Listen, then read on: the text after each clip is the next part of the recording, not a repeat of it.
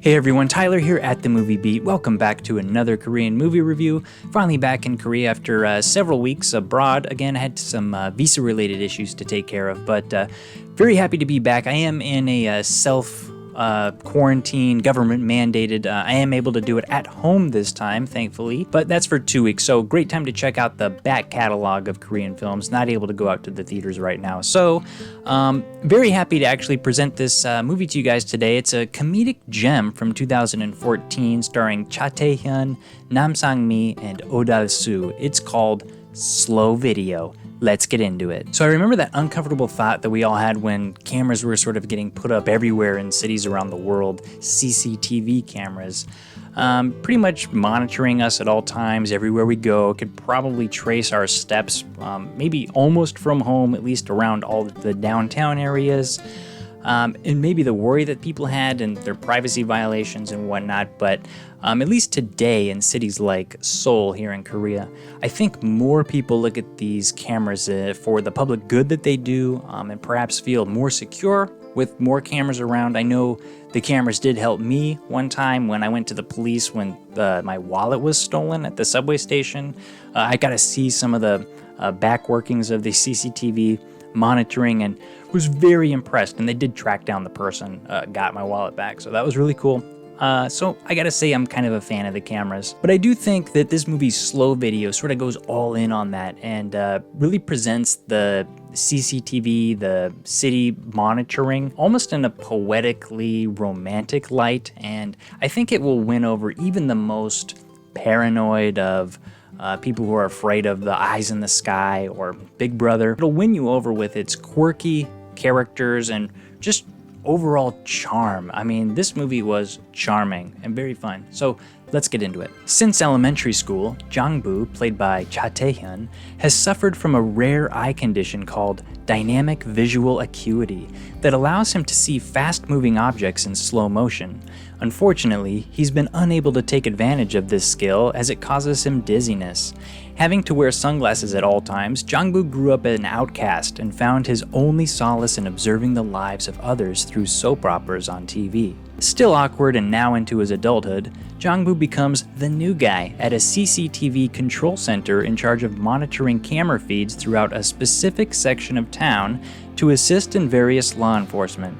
Engrossed in the daily routines of the real people he observes, he creates fictitious worlds in his mind about their lives.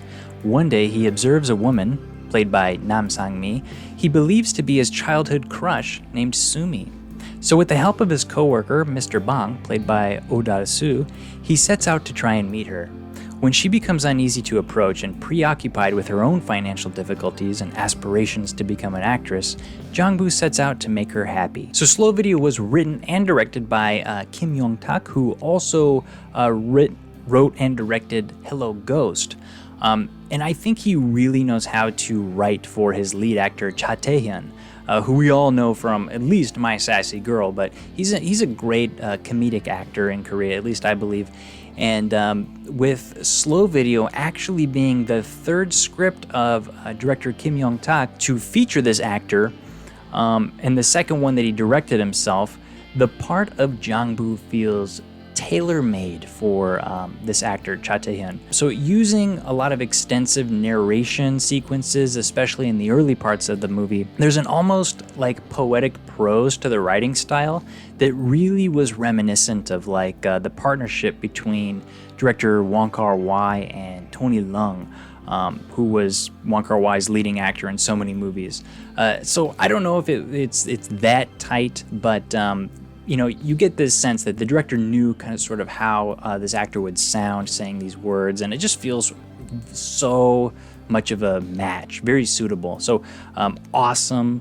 He was awesome in this role. So like in Wong Kar-wai movies and Tony Leung, in Slow Video, the protagonist Jang-bu becomes that real hopeless romantic as he muses over the lives of the subjects that he views on CCTV systems, where his fantasies are like these exaggerated versions of reality, just like in the soap operas that he loves.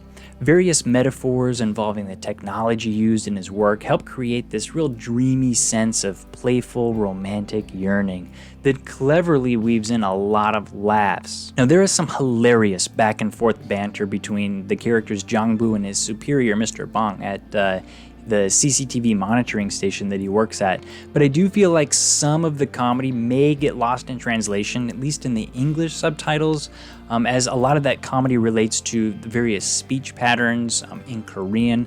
A lot of the styles of talking and word choice can really depend on the person's age, hierarchy of work, or level of intimacy between two people. So at least for me, understanding Korean definitely raised my respect for the writing of this movie and just how clever that they did some of that word, some of those exchanges.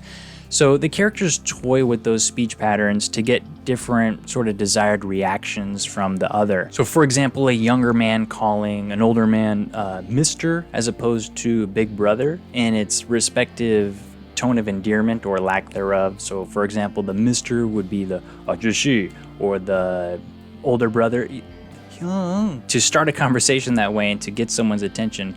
That's going to sort of force that person into a certain social framework that they need to adapt to or respond from, and it can really steer the interaction in a certain direction.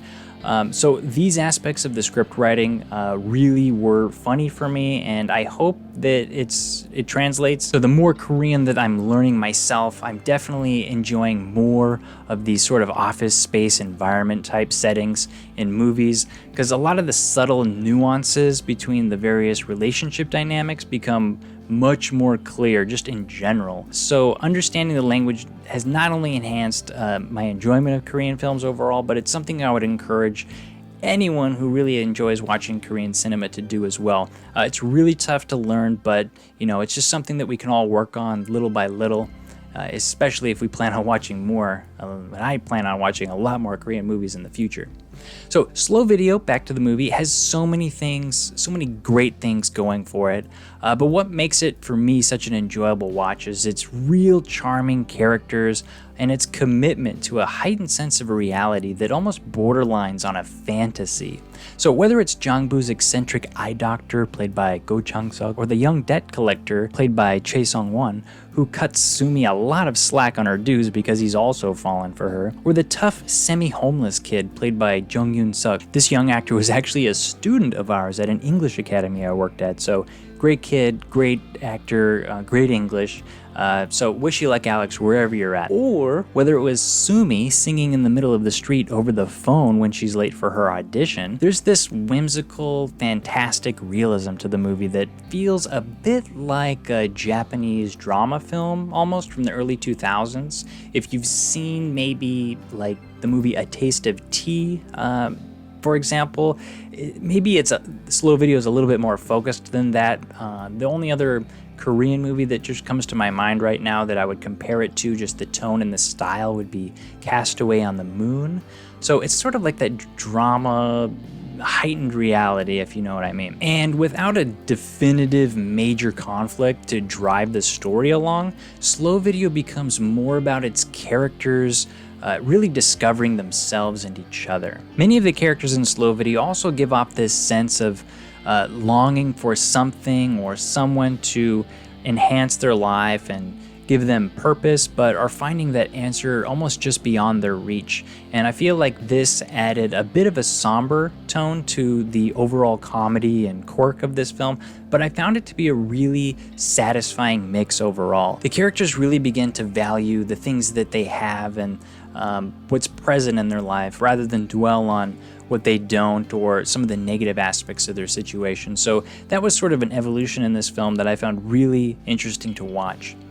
There is some conflict in the third act involving this sort of neighborhood criminal that they need to sort of coordinate and get all the characters together for, but in a way it sort of comes and goes in a bit of a jarring way, and I feel like a lot of the film's initial charm and originality sort of fade a little bit in the last half, but thankfully the finale of this film is so satisfying. It has a real melodramatic bow that it wraps on the whole story, and it combined that somber tone and the comedic tone just so well in the end. So I loved the ending, and it left me just feeling so good, especially if you're a fan of Korean drama and comedy. This just nails it. So I do think Slow Video is one of the more underrated Korean films out there, and so I'm going to definitely rate this movie an 8 out of 10. There is a DVD available, a special edition DVD. In Korea, it's probably possible to track it down, but you would need a DVD player and a Region 3 capability.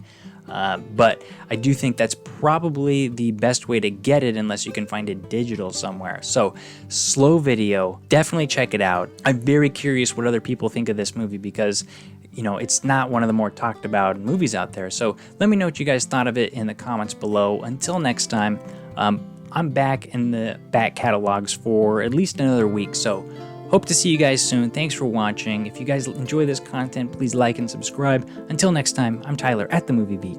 Keep watching movies.